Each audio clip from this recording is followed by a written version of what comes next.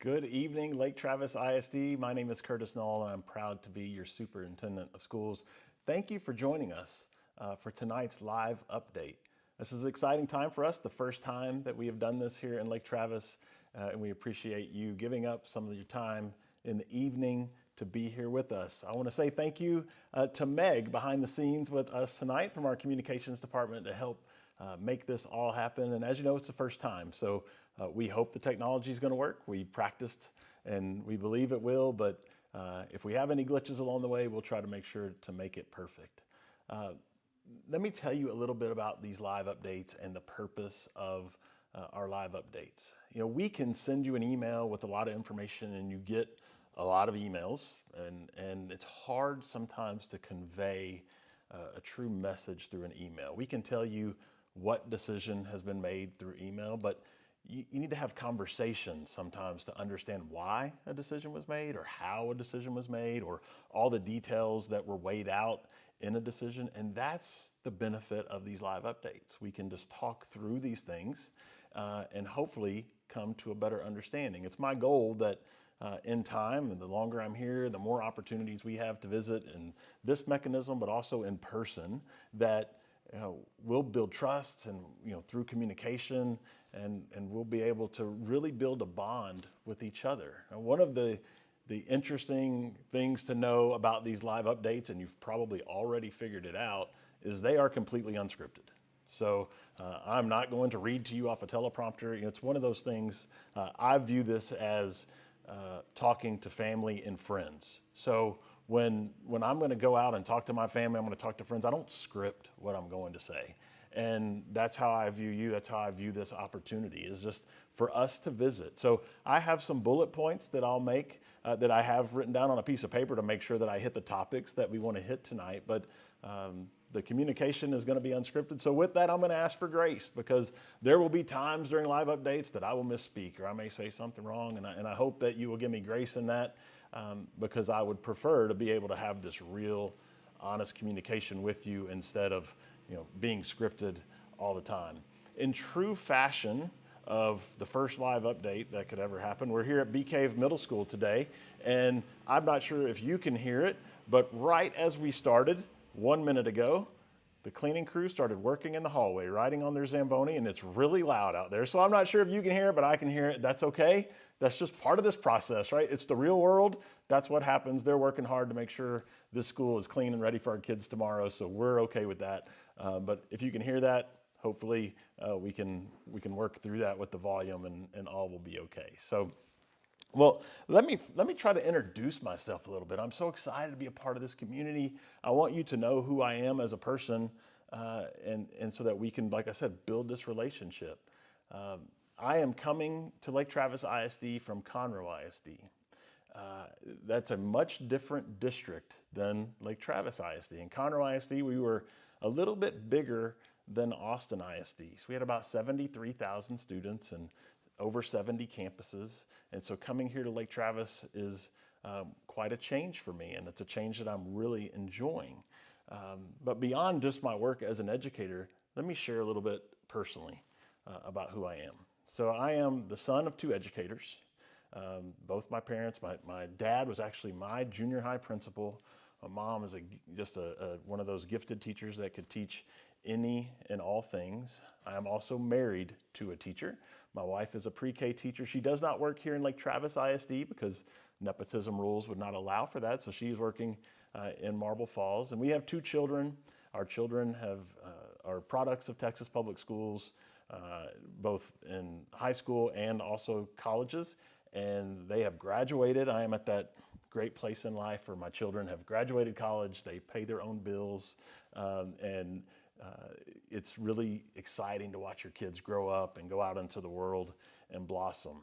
Well, when they went out into the world and blossomed, it gave my wife and I an opportunity to think about the next step, the next phase in our life. And were we going to continue in Conroe ISD? I actually started my teaching career in Conroe ISD as a rookie teacher, and then became an assistant principal and then moved into central office and spent 7 years there as superintendent. So as we started having conversations, we were talking about this next phase in life and leading up to retirement. And the question that I had to ask myself was, am I going to be intellectually challenged to continue to do the same job I've done for the last 7 years, for the next 7 to 10 years, as long as I may work before I retire?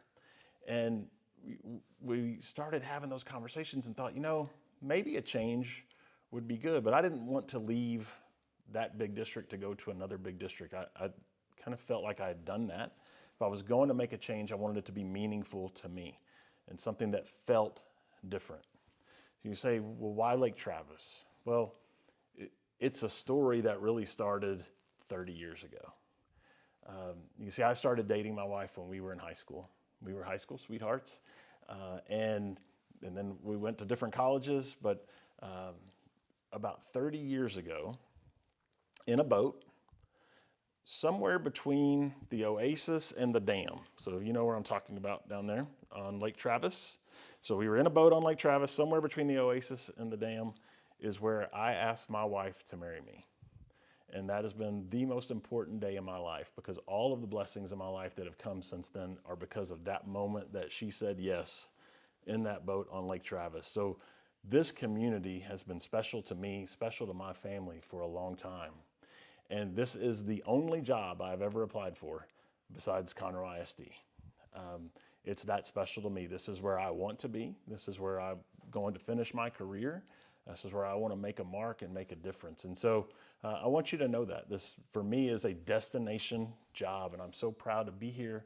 I'm so happy to be a part of your community, and I want to say thank you to you all for welcoming me and my family with open arms. It's been really amazing, just the reception that you've all given us, and we're so thankful. And so tonight, we're going to work to try to answer your questions. We had over 50 questions come in, so I will not be able to hit all questions tonight. We've tried to put them into themes, and we'll hit the big themes certainly. But if you submitted a question and we're not able to get an answer tonight, know that you can give us a call, or we'll be happy to visit with you. It's just we're going to try to honor our time tonight and have good conversation at the same time, not spend 2 or 3 hours in this conversation this evening. So one of the first questions that came in, which I thought was a really great question, is what has been your favorite thing about being here? What has impressed you in your first 3 months as superintendent? I thought that was a really nice question and an easy one to answer, because there's a million things that have impressed me. First of all, when you just drive here for the first time, right, the physical beauty of this place is amazing. And I hope that I never get over that. I'm not over it yet, and I hope I never do, because just to watch that sunrise and to watch the sunset here is just an amazing thing. But the physical beauty is one piece, but then when you meet the people, it's completely different. The people are much more beautiful than even this beautiful terrain. Everyone that I've met is just amazing. And that goes for the community, but also in the schools. You need to know, and you know this because you've had a chance to interact with them. The educators here are top-notch. They are wonderful, wonderful people. And it's not, when I say educators, I'm not talking just teachers. I'm talking your counselors, your nurses, your librarians, your assistant principals, all the staff in the school that makes a school work. I am very impressed with our child nutrition FANS department, food and nutrition services. The quality of food that is served here is better than anything I've ever seen anywhere in my 26-year educational career in a school cafeteria. Our bus drivers are amazing people. It's just, you name it, the people are amazing. And I've even had a chance to be a part of some amazing celebrations of our people. Meg, I think we have a first slide here where this is a little bit of kind of breaking news. I'm not going to give the whole story here because I don't want to steal the thunder, but we had one of our teachers, Mr. Brian McKenzie. He works over in our 18 plus program. So those special needs students that are transitioning from high school into life.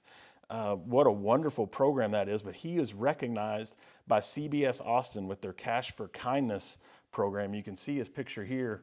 I don't want to give the whole story today because I want to wait and give them a chance to share. It's actually going to air next Friday. So I hope that you will tune in. You're going to see a story about an amazing man, an amazing teacher, and he is a reflection of the type of educators that are here in Lake Travis ISD. And I'm just proud that I can serve them and serve with them here in this great school district. Now, another thing that I've been so impressed with from the first conversation that I had when I even began to consider applying for this job is the school board here in Lake Travis ISD. These are an amazing group of people. And if you don't know much about school boards, those are volunteer positions. So these folks run for office, but they're volunteers. They don't get paid to do what they do. They put in a ton of hard work. They're amazing people. They represent this district so well. They're professional. They do their homework. They're thoughtful. They care. They love the school district and they love children. And they make decisions that are in the best interest of all of us here in the community. So thankful for President White, our entire school board, just amazing folks, and want you to have a chance to see them. Now, as far as the one single thing that I have loved the most in my first 3 months here on the job is another question that came in. It's something that I did not get a chance to do in a really large school district because I did not have time. But I've made it a mission to do here, and I will continue because it's absolutely the best part of my day, and that's car rider duty, drop-off duty in the mornings at all of our schools. So I've been to every school at least once, most schools twice at this point in the school year, and just worked the car rider line. Maybe you've seen me out there. A lot of campuses have safety patrol kids, and they kind of help boss me around to make sure that I do it the right way, and I appreciate that. But it's just good to see you in the mornings. It's good to see your kids. What a way to start the day, to see those bright, smiling faces get out of the car with just so full of hope each morning and potential, and to know the great day that they're going to have in their school.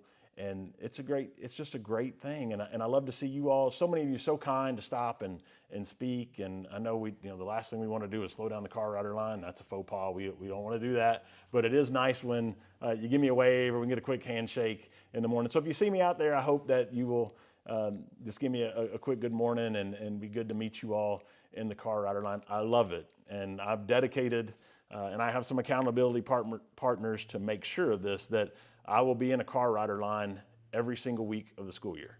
That's something that's going to continue to happen. It's a wonderful thing. So I appreciate that opportunity. So thanks for those questions that came in just to ask me kind of how I was doing, how I was feeling. And so thank you for doing that. It's very sweet. And another round of questions that have come in is like, how can I help? How can I support you? What can we do as a community to help support you in your new job? And for me, I think the best thing you can do is be a champion for these wonderful people that work in your schools.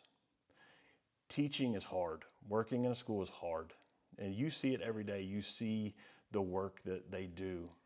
And it's really nice when we can do things for teachers and staff, school staff, like serve them lunch or give them a little gift. Those things are wonderful, and they're always appreciated. But I can tell you there's nothing that means more to an educator than just a heartfelt recognition of the work that they do. Be it a handwritten note to say, thank you for loving my child, thank you for challenging them, thank you for growing them. Sometimes it's an email if that's easier, just to say those same things, like we see you and we appreciate you.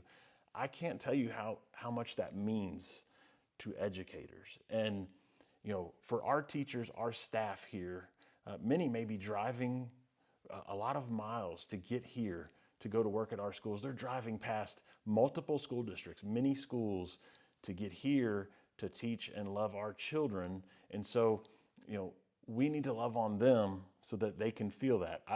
We also need to pay them well, and we're going to talk about the budget and some of those challenges, but we're going to keep working to find ways to pay them more, because that's really important as well. But just that recognition and feeling seen and appreciated would just go miles and miles. So I encourage you, maybe tonight, maybe over the weekend, if you just have a few moments to sit down and write out a note, send an email.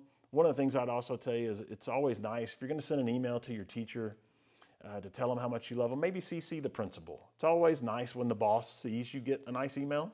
I think we can all relate to that. So maybe CC the principal. If you want to write a great email to the principal, you can CC me. You can CC me on an email about a teacher too. I love to read those. As a teacher, I am a teacher.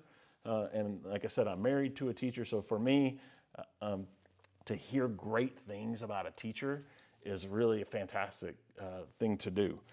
We are working on a system. We don't have it up yet. It'll come in the future where you will be able to go in and create these kind of thank you notes and recognition notes for teachers in a system embedded in a Lake Travis server that will automatically send that email to the teacher and to their supervisor so that we can celebrate everybody. We're also working on that same piece for positive interaction for students. So that's to come in the future. But right now you could do it just via handwritten note or an email. So thank you for those of you, once again, for the welcome, for asking how you can help. It's so great. And I couldn't be more excited to join a school district that is already performing at a super high level. This place has no ceiling on performance. Proud this year to tell you that Lake Travis ISD is an A-rated school district by TEA. But we're proud of that. We should all be proud of that as a community. It says a lot about not only our educators and teachers, but it says a lot about you as parents. It says a lot about your children. It says a lot about all of us as a community. So congratulations, Lake Travis ISD, for being an A. At the same time, we have opportunities to continue to grow. We can be proud of an A and at the same time know we can be better.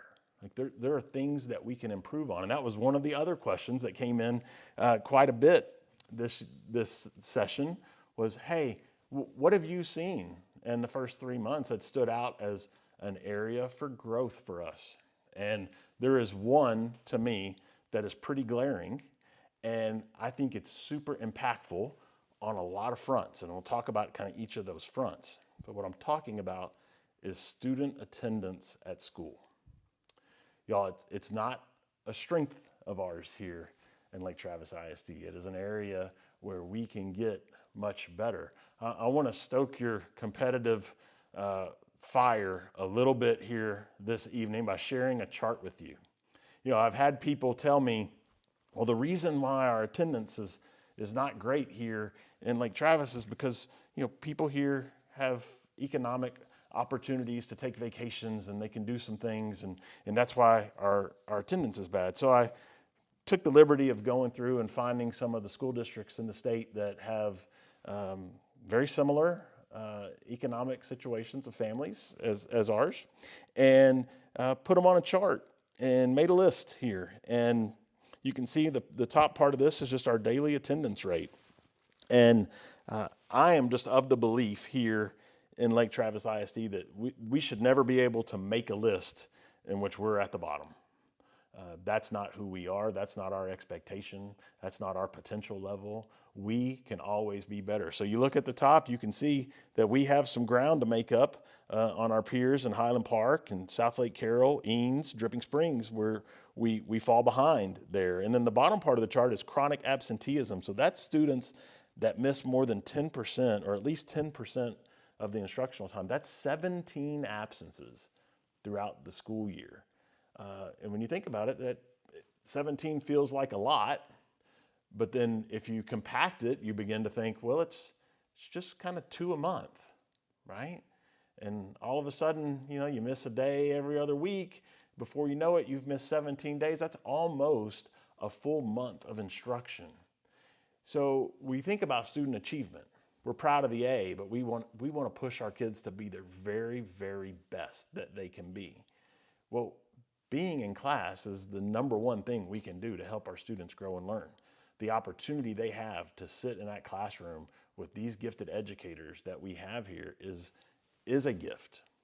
So we want them to be there. It may take that student that last year was a 98 student and help them become a 100 student.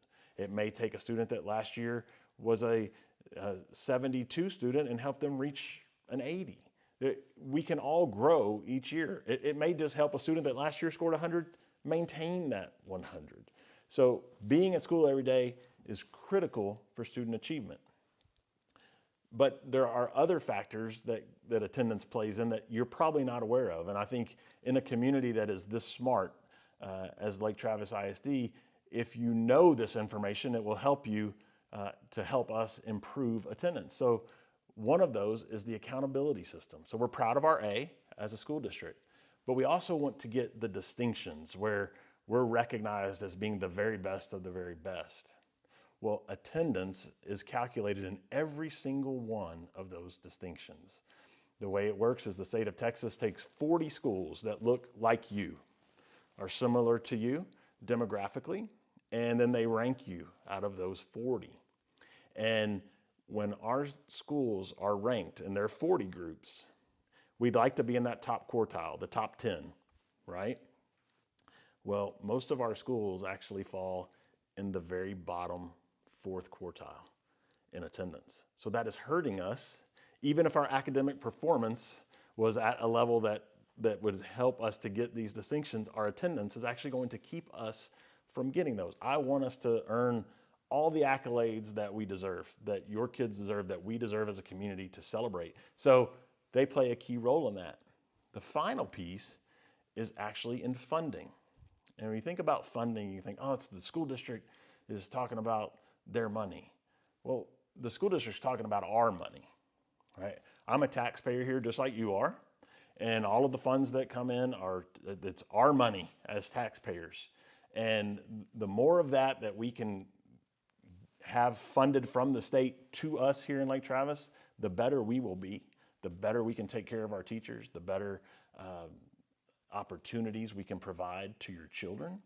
So let's talk about attendance and the way the state of Texas works with attendance. When we staff a school, we look at the number of students enrolled in a school. So let's just, for the sake of being easy, let's just say we had an elementary school with 500 kids. We are going to have a formula that's going to tell us how many teachers we would have in that school. The state of Texas doesn't fund us on the number of students enrolled in the school. The state of Texas actually funds us on the number of students that are in attendance on each and every day. So how could that impact our budget? Well, let's say we hire a teacher, and in that elementary school, they have 20 children in their class, and 5 of those children are absent today. Well, obviously and appropriately, the teacher is still going to receive full pay for that day. But the state of Texas is only going to give us funding for the 15 kids that are there. We still pay the teacher full pay. And then, as a matter of fact, when the teacher has to do makeup work and all those things, they may actually be putting in extra work for those students that are not funded for that day. So in that class, if 15 were there, out of 20, that's 75%. So we would lose 25% of the funding for that classroom for that day, and yet we're still paying full price to the teacher. So when we have absences, it reduces our funding. So to kind of help quantify that, to put numbers on that, if we were able to increase our daily attendance percentage from our current number, which was 94.4. Let's just say we could get that to 96. It still wouldn't put us at the very top of the list. It'd have us right there at 95.9. We'd be in the top, 2 or 3 on that list. That increase would mean over $1 million of funding back into Lake Travis. It wouldn't cost you more tax dollars. We're already paying in all our taxes. It would just mean that we would have more money from the state, over $1 million, and that would mean the ability to give our great employees a raise if we had those funds. So how does attendance actually work? It doesn't seem like it should be that complicated to have this conversation, but it kind of is because of the way the state does it. Attendance in the eyes of the state of Texas is actually a singular moment in time. We might think common sense wise, like, well, if I was there for 5 of the hours, I was there more than half the day, then that should count, right? Well, it depends which 5 hours you were there, because the state views attendance as a single moment in time. For our elementary schools and middle schools, that single moment of time is 10 a.m. At the high school, that single moment of time is 10:45. So let's say you had an elementary student and they arrived at school at 10:05 and they were there the rest of the day. It's great. They were there in the classroom, they did all the things, but did we receive funding for that day? No, because they weren't present at exactly 10 o'clock. Now, there are a few different ways that we can still receive funding if they're not physically present at 10. One of those is, let's say you pick them up from school and take them to the doctor's office. So they were at school for a portion of the day, or maybe you go to the doctor's office in the morning and then you bring them in. So a portion of the day they were at school, they went to the doctor's office. If you bring in a doctor's note for that day, we receive funding. So as you're working to schedule your doctor's appointments, you can know, like, I know sometimes you're checking out and they're like, oh, do you need a note? You're like, no big deal. I'm going to take them right back to school anyway. I don't need a note. Actually, if you bring that note, we could receive funding for that day. And once again, it's our tax dollars. So we want to maximize all of those. There are also some religious exemption days, and for our high school students, there's some college visit days. So there are a few things that can impact it. But let's just say your student was out of school all day because they were sick. And you took them to the doctor, you got a doctor's note. Would we receive funding? No, we would not. They have to be in school at least part of the day. So we think and talk about attendance. I want to be really clear. Like, if your child is sick, they should stay home. We don't want them to be miserable at school. We do not want them to infect other children. But if there are those days that you're not sure, maybe it's a tummy ache or a little headache, and you're just not sure on the day, could they go to school? And then maybe you check in on them, and if they're not feeling well, you can pick them up. All those things. You think about, I know sometimes we leave to go on vacation, and we might try to leave a little early. It would be beneficial to the school system if your child could stay at school till 10 if they're elementary, or 10:45 if they're high school, and then leave. So, perhaps you could have the 2 o'clock flight instead of the 11 a.m. flight. It would be beneficial. And I know individually we can look at it and say, like, it's not a big deal if I do it as an individual, but collectively, if we do it, we can see that number go up. We can increase that revenue, and we can take care of our staff, which I know we all agree with. That's something that we want to do. So that's the attendance update. You're going to hear a lot of talk about attendance this year. It's just an area for us to be at the bottom of the list. You'll learn this about me as we continue our relationship. I'm really competitive, and that's healthy at a place like Lake Travis, because we can absolutely be the best in everything that we do, and I want to help to identify those areas and show you how we can be the best, and then we can all work together to do it. And so we're going to talk about attendance a lot. You're going to hear your principal talk about attendance a lot throughout this school year, because we have room to grow, and we can and we will grow. And so we look forward to that. All right, let's move on. Next topic. Oh, this is a big one. Actually, the very first thing I started working on, even before I became the superintendent of Lake Travis, the very first Lake Travis ISD parent that I spoke to was about this topic, and the topic is graduation for our great senior class, the class of 2026. So we know that Cavalier Stadium is now under construction, and so it is not available for graduation this year. So where are we going? How are we going to have graduation? And I'll tell you this, the first promise I'll make you is graduation is going to be spectacular wherever we go. We are going to make sure that it is a special moment. I know Mr. Bush and his staff at the high school will make sure that it is a special moment.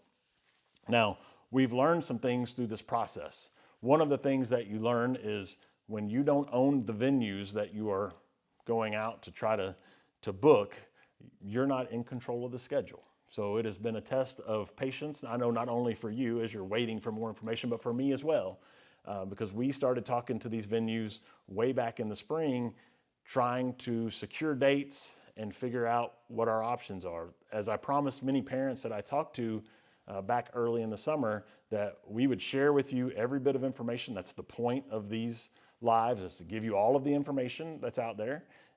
And so we're going to do that. So let's talk about the venues that are available, the venues that we've looked at and talked to about graduation 2026. First, we went to look or spoke to the Moody Center. They're at the University of Texas. We worked with them for months and months to try to secure a date until finally they told us there were no dates available for us. So we gave our best shot. We worked with them as much as we could, but eventually they told us they cannot accommodate us. Their schedule is full. And so we had to take them off of our list. So Moody is not an option for us. Second venue that we looked at was the Circuit of the Americas. Once again, they were not able to secure a date for us as well, so we had to move on from there. Another venue that we looked at is the HEB Center. And we were able to get a date from them. The only date they had available was June 1st. So that's more than a week after school is out. I know many of you probably have plans to start traveling.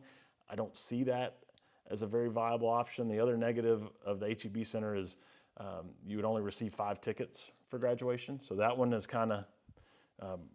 we've kind of taken that one off the list of possibilities. So we really have 3 venues that are still in play. The first one is the Strahan Arena down at Texas State University, the basketball arena. They are still working to see if they can give us a date. Now, we are behind all of those local school districts in the San Marcos area that also graduate there. So they are going to get first opportunity at all the dates. And then if there is a date left over, they will, give us an opportunity to secure it. We don't know yet when they would be able to tell us for certain if we have a date, but they're still in the mix because we don't know. Now, a negative there is it is also a little smaller, probably 5 to 6 tickets for the graduates because the floor in their arena won't hold our full graduating class. So our graduating class would have to flow into the stands a little bit. So they're going to eat up some seating from what they've told me. So that one's it's still an option, but we don't have dates. We have 2 facilities presently that we have reserved our days, and we have days reserved for that are real possibilities for us. So let's talk about those 2. We have the Travis County Expo Center. So that is where the rodeo is. If you ever go out to the rodeo, I went out and viewed the site. There's a lot of parking there. The arena itself is pretty nice. They have actually Friday, May 22nd available, or we could choose to do Saturday, May 23rd in the morning if we wanted to, because if we didn't want to fight traffic. The benefit, one of the other great benefits of that is it is an indoor space. So weather would not be as much of an issue there, which does open the possibility of choosing Saturday morning for a graduation because we wouldn't necessarily need a rain date or time because we're going to be inside. So that's the Travis County Expo Center. And then the last one is Dell Diamond up in Round Rock. Dell Diamond is available on Friday, May 22nd. We could have a rain out date of Saturday, May 23rd. One of the benefits of Dell Diamond is it's the biggest facility, potentially 8 to 9 tickets per graduate. A few negatives for Dell Diamond. One, it's an outdoor venue, so it's still weather dependent. It's going to be hot, even if it's not raining. If it's not raining, which would be great, it will be hot. We know that. The second issue with Dell Diamond is driving to Round Rock on a Saturday or a Friday afternoon will not be super fun. But those are the options as they stand right now. If you are the parent of a senior, you're actually going to get an email tomorrow from Mr. Bush. He is going to ask for your feedback. We want to program this the way you want it to be. So we have worked as tirelessly as we can to get the best options and that are out there. We'll share what I just shared with you tonight will be shared with you again tomorrow, and Mr. Bush will put that out. You can give us your feedback and we'll do our best to meet your wishes and lock it in. We will be able to know for sure if we choose either Dell Diamond or the Travis County Expo Center, we could lock in and tell you for certain when and where graduation is as early as next week. If we want to wait for the Strahan Coliseum at Texas State, then we're going to just be dependent upon when they can give us a date to see if it's a possibility or not. So that's all the information we have. I wanted to give you everything we've done. Once again, housing wise, and Mr. Bush will look forward to your feedback. He and I will visit and we'll do our best to make that work. But it's going to be special either way. and we look forward to graduation. It'll be here before we know it. Now, if you're a senior parent or you've had seniors before, you know that graduation just sneaks up on us. That senior year goes so quickly. So seniors, we're looking forward to celebrating you in May, wherever it may be. It'll be a big time. All right, let's go to the next topic. Last night at our board meeting, the school board approved the phase 1 construction project for high school number 2. So that's a big moment because it helps to establish now for us an opening date for high school number 2. And it should be August of 2028. So we will now begin a series of processes that happen to open a new high school. Now, the good news for me is that I've done this process a couple of times coming from a large school district. It's so exciting. It is really a fun time. We think as we're building new traditions, from naming the school to school colors and a mascot, and the least fun portion is the rezoning process. Well, it's a necessary evil. We'll go through that as well. But I think we have a couple pictures. Meg, can we see a few pictures of the high school? Just want to share those with you this evening. So you can see here the big campus view of the new high school. Once again, it's up 71 near Bobwire Road. So it's kind of in that western part of our school district. Let's see our next slide here. Just a little more zoomed in, and you can see kind of the front door area. And I think we have one more maybe zoomed in picture, even more of that front door. There it is. So it's going to be really an exciting time. This campus will be built with a capacity of 1,500 students. We'll have the possibility to be expanded to 2,000 students in the future if that's necessary. So we'll have that as an option. Once again, we'll open in August of 2028, anticipated to open with 9th and 10th graders. So I think if we go backwards and we look, I believe that's the current 6th and 7th graders that would be rezoned to go there as freshmen and sophomores in its first year. So exciting times. Actually, if you go to the Lake Travis ISD website and you go under schools, you will actually see the website for high school number 2 is live. It's under construction just like the school is. So we just have a kind of an opening page there. But eventually we will keep adding more and more information, pictures of the construction process, but also we'll add a timeline so that you can know when to expect milestones, when are we gonna share the name, and is there the process that you can help give suggestions for that naming process and the mascots and all those things. We want everybody to be involved in that process. And so that school's website will be kind of the home base where you can really get involved in that. So high school 2, exciting times, looking forward to that, and there'll be more to come. This is a big step for us here as we move into it. All right, next topic, field trips. So been a big topic in the last couple weeks, talking about elementary school, and I want to make sure we narrow the topic here. We're talking about elementary field trips.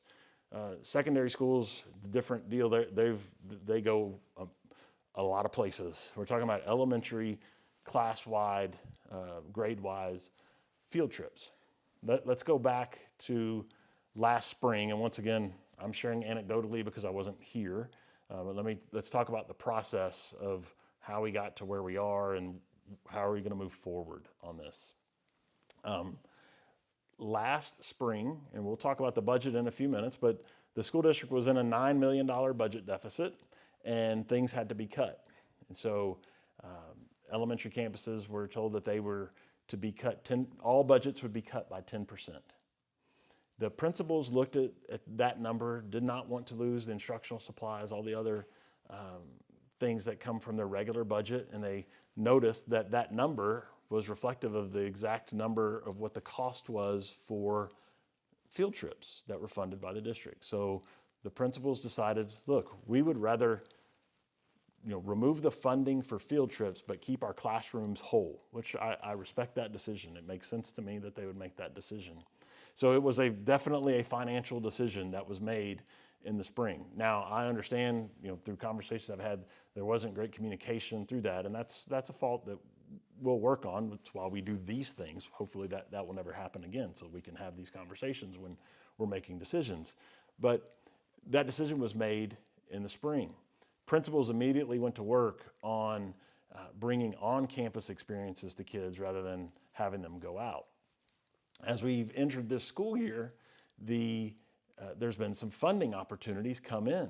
So PTOs and the Lake Travis Education Foundation have come in and said, look, we can offer some funding to help with these things. So we go back to the principals and say, hey, listen, we have some funding. What do we want to do? And the principals have said, look, we're really excited about these on-campus plans. Like, we've put in a lot of work. We have some really amazing things coming, and we're excited about it. And we'd kind of like to try it and see if that's going to work.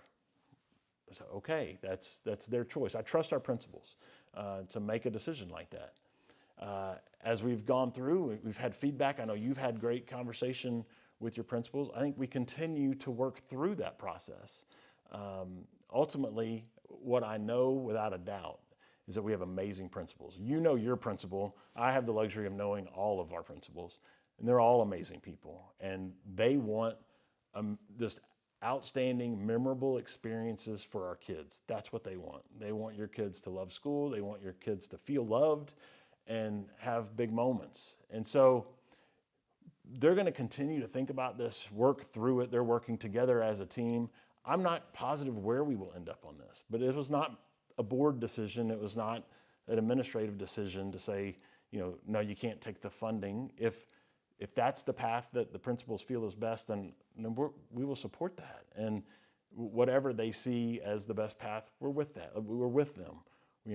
I know this is a big issue for a lot of you. It can feel emotional. We all have great memories of growing up and having those experiences ourselves. We want that for our children. I respect that. And so we'll see, we'll continue to work through the process. I think the powerful piece to this, and where we can model for our students or for our children, is the importance of communication. It's okay to have different opinions. That's part of what makes us great, but the true way to work through that is just call your principal, have that conversation, share with them your feelings so that they get all those inputs. That's the way that we can help things happen. We had a board meeting last night, and I'm not sure if, how many have had a chance to see that. But we had some parents come last night and just spoke beautifully, sharing their opinions. They did it with kindness and grace, but they also shared their hearts. And I thought it was really powerful. I thank them for coming and sharing those feelings. I just thought it was really powerful and just a great example of, we can disagree, we can share a different opinion, but we can do it with kindness in our heart. We can do it respecting the principals. I think everybody that got up there to speak said something kind about their principal and their school, that eventually loved their school, and then shared that, hey, I wish we would do things differently. And that's the right way to do things. And so we appreciate that. I think in the coming weeks, we'll see where we land. We're not in a final landing spot at this point. I'll continue to support the principals and with whatever they need to help them through the process. And I encourage you just to continue to have conversation with them. I know many of you have had a chance to talk to them over the last few weeks, and let's just continue to do that. And I'm confident that we'll land in the right place. And at the same time, I don't minimize this issue. I know it's really important to a lot of us. I'm also, at the same time, I can understand how serious this problem is. I'm also able to be reflective and thankful that we could be like some of our neighboring districts, and I don't like to name names of other places so much other than on the attendance chart, but some other districts that are having really hard meetings right now talking about closing schools and things that I don't think there is a good solution for, that are really, really difficult. And if we can focus on field trips, I think that means we're in a really good place. And I also feel like this is a challenge that we can overcome. So we're gonna make it better. We're gonna make it right. I think it's gonna be great for our kids. Continue to talk to your principals, and we're gonna be okay on field trips. So let's talk budget, because that's where the field trip conversation started. And one of the things in my conversations with folks around here, it is really difficult to drive through Lake Travis ISD and think that the school district could have a deficit budget, meaning we're spending more money than we're taking in. We're living out of our savings account. It's almost impossible to wrap your head around that, right? It doesn't feel right. Well, let me just share with you a little bit about the budget. I have a couple of graphics here that I can show you just so you can see the budget. So this is our annual budget. This is the money that comes in and how it goes out in our maintenance and operations side of the budget. So our budget has two pieces: the maintenance and operation. That's the portion that pays our bills, pays everybody's salaries. As you can see here, that's the biggest piece of our budget. It also is what pays our insurance in our buildings. It pays the gas for the buses. It pays our light bill. All of those things come out of the maintenance and operations budget. But there's also that big yellow piece of our budget that is not unique only to Lake Travis ISD, but it is a big factor in Lake Travis ISD. And that yellow section represents recapture. Recapture is the amount of money that we have to send back to the state of Texas each year. So maybe we can see our next one here. So you look at this pie chart.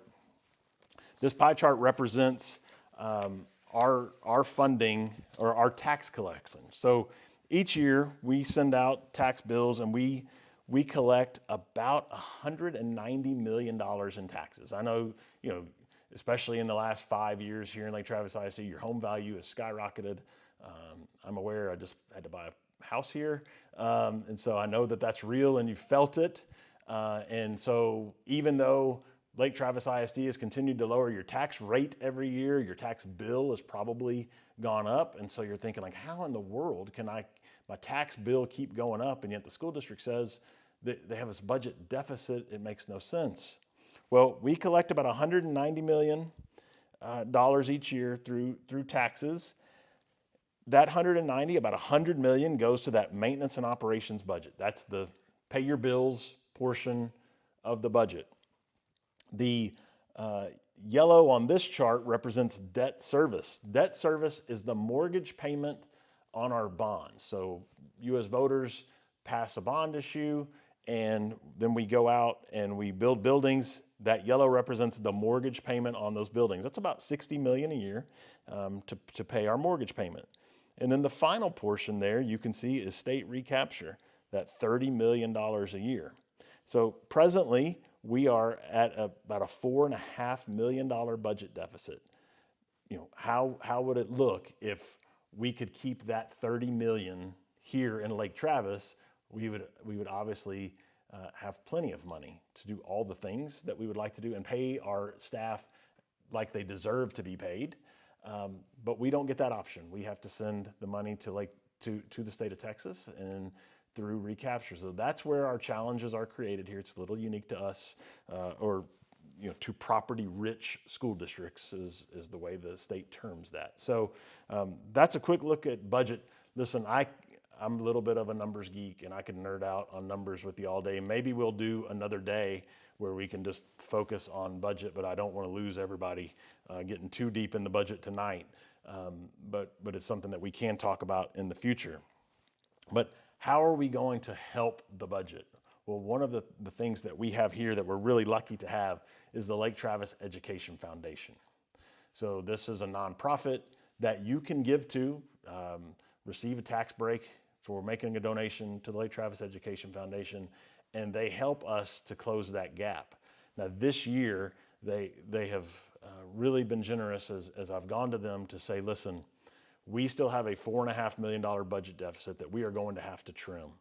And that is going to be painful. We're going to be in this conversation in the coming months talking about things that we have to trim, and it's not going to be a pleasant or fun conversation, but it's going to be a real conversation that we have to have. And the Lake Travis Education Foundation said, how can we help? And I said, listen, the most important thing in our school district is the people. Like, the supplies we buy, all those things are great. Computers, it's all wonderful, but the most important thing are the people that walk in these doors, that love on our kids, that teach our kids. And so if you all can help as LTEF to pay for some of our positions, that would help us. And so they have pledged now through some of their donations that they will be earmarking funds to help pay salaries of employees so that we won't have to cut those through budget cuts. So this year they gave us a check for over $400,000. We're hoping that now that we all kind of know the mission, that they are going to help pay for staff, that we may see that number really increase. So if you, your company, are looking for ways to make a charitable donation that really impacts the lives of children, I believe you could go through LTEF and make a difference in every classroom here in Lake Travis ISD. So we're thankful to LTEF and the work that they do. All right, one last thing here before we wrap up tonight. Just want to give you a bond update. Always fun to see pictures and see the work that's being done throughout the school district. We talk a little bit about bonds. Once again, we can get caught up in a lot of numbers games if we want to, probably on another night when we can really focus on bonds. But one of the key things I want to mention is the budget has two sides. There's that maintenance and operations side that we were just talking about that pays for salaries and all those other things. And then there's the bond side. Law will not allow us to commingle those funds. They have to be separate. So you can't take bond money and give staff a raise. Oh, how I wish we could. It's just not an option. You can't do that. Not only can you not take bond money and move it to the maintenance and operations to pay for staff, you can't take bond money out of the proposition in which it was passed. So if we look at the history here in Lake Travis from 3-4 years ago when bonds were passed, there was a bond proposition for schools and there was a bond proposition for athletic facilities. So if you have extra money in the school fund, can you move it to athletic facilities? No, you cannot. It has to stay in the school side. If you have extra money in the athletic side, can you move that over and pay for an extra elementary school? No, you cannot. It has to stay within the proposition. Can you move it to different projects within a proposition? Yes, you can. One of the challenges with bonds is you estimate how much something will cost, but when you go to the voters, you haven't actually designed the facilities yet. And so once you design the facilities, things may change and it may change the amounts. Also, as we've seen in this bond program, if things get delayed, every year there's inflation. We know about that, drives costs up. So sometimes you have to make adjustments along the way. So that's just a little bit about bonds. All right, picture time, Meg. Let's see cool pictures. All right, our first one here, this is Cavalier Stadium. We know we just had our last home game at Cavalier Stadium last week, and now it will be under construction. Cavalier Stadium is, this project is I would say a complex more than a stadium. You package things to get economies of scale. So rather than have separate projects, you try to wrap things into one project. So the Cavalier Stadium project includes new seating and concession stands and things for the stadium, but then it also includes significant contributions to our girls' athletic programs, which is really needed. So we have our new girls' field house, and you can see that rendered here. It's attached to Cavalier Stadium. It's kind of in that corner. It has no role in game day activities in the stadium, but it's going to house girls' locker rooms, a girls' athletics team room. So it will be a great addition for our girls' programs, our female athletics. In addition to this, there are game day locker rooms on the other end of the stadium that really serve. They don't serve the girls, but they do serve the girls, because presently, you may not know this, but when a visiting football team comes to Cavalier Stadium, they dress in our girls' athletic locker rooms. So we have to move everybody out of our girls' locker rooms so that these visiting men dress in their locker rooms. Sometimes it's not an ideal situation, as visiting young men don't always treat the girls' locker room with respect, and our young ladies deserve to be respected. And so we're proud that we will now have an opportunity to make sure that their locker rooms are sacred to them and they will not be asked to vacate anymore. So this is going to be a great addition. The stadium itself for game operations will be ready next football season. You can see that this facility here will be a little later because it's a bit more complex. It will be into the spring of 27 before it is actually ready. All right, next piece that's up. We had great additions to our ag department. So, school today, kids have amazing opportunities really in all types of areas. Our career and technical education programs, ag is one of those. So a wonderful new ag addition with a new, also new welding lab up there around the ag building as well. So you can see that piece is getting done. Also on the Lake Travis High School campus, we have science addition. So if you have driven there down Spillman, the Spillman Loop, that you've seen all that construction. You might be thinking, what in the world is that? Well, here it is. It's great science lab additions to the school. So you can kind of see how it's going to finish out there. This will be into next school year before it is completed, but you can see a rendering there of what that will look like with state-of-the-art science labs for our Lake Travis High School campus. And then new competition gym and fine arts edition also coming to the Lake Travis campus. You can see this kind of the current overhead view. I know if you're driving there, you've tried to park for a football game, you've felt construction. I want to give a lot of praise to Mr. Bush, Mr. Whitfield, the work that they have done on campus to kind of make it work. The car rider line, the student parking, it's not ideal. They've done a fantastic job of making it work, and we really appreciate all of their efforts to do that. And then finally, kind of the first picture of High School 2. This is Reimers Road development. This is the road that comes from 71 that leads up towards the to the high school site. So that road is under construction.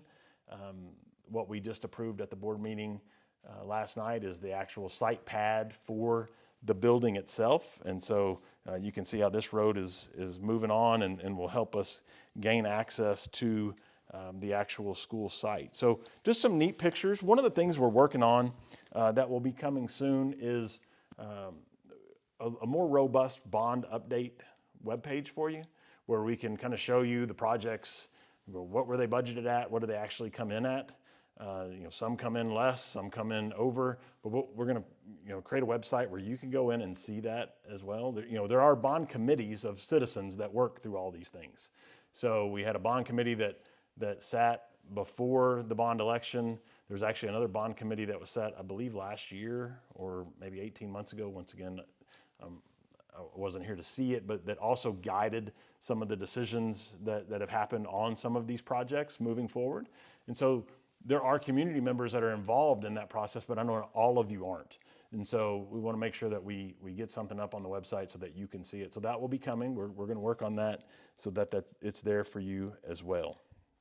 One of the other thing that I would share is just about communication in general. We're working hard to really improve on our communication. I'm a big believer in having conversations. If you've emailed me, you've probably gotten a phone call from me. It's just kind of the way I tried to operate, or if not from me, from someone. I think it's better when we can talk to each other. One of the things we've learned in my time here, and it took me a little time to learn this, is for some reason our Google reset our spam filter, and it was filtering actually a lot of outside emails into our spam filters. So if you've sent some emails and you haven't received replies, it may very well be that it dumped into someone's spam filter and they didn't check it. And I only stumbled into that knowledge and found quite a few emails in my spam filter. Since that moment, our technology department has gone in, worked with Google to adjust some settings, so we hope it's better. But if you send an email, you don't get a reply, please call and let's have a conversation. Let's make sure that we didn't miss it or didn't get caught up in a spam filter.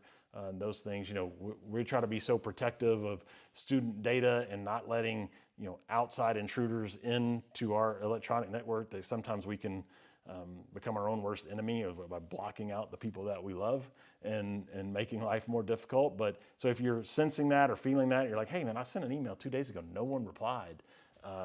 Give us a call and let's make sure we can get you some help. What we don't ever want is for you to sit out there and feel like nobody's listening. And we want you to know that calling us is the best way to handle something, not necessarily, you can social media all you want. I'm not on social media. I know that some people love that as a way to share, and that's great. but it's a great way to share. It's not really a great way to problem solve. The great way to problem solve is to go directly to the source. So if you have a concern in a classroom, please call the teacher first, right? Let's go to the person that's closest to the situation. They can handle it the fastest. And if you have a campus-wide problem, call the principal.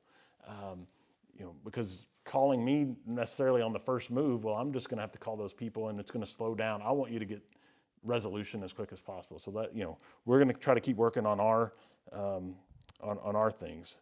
Let me look here and see if there are any other questions that I can hit. I think I hit the majority. I was hoping to stay around an hour. I know we've run a little bit over or right at it. And guys, I appreciate you all. Thanks for once again welcoming me and my family into this community. What an amazing place this is. And I will tell you, the young man 30 years ago that was proposing to the most beautiful woman in the world in that boat in the middle of Lake Travis could have never in his life imagined that he would have an opportunity to live here and make this home and to serve a place as amazing as Lake Travis ISD. And so I just thank you so much for giving me that opportunity. Look forward to meeting you all. I've tried to be out and about in the community as much as I can.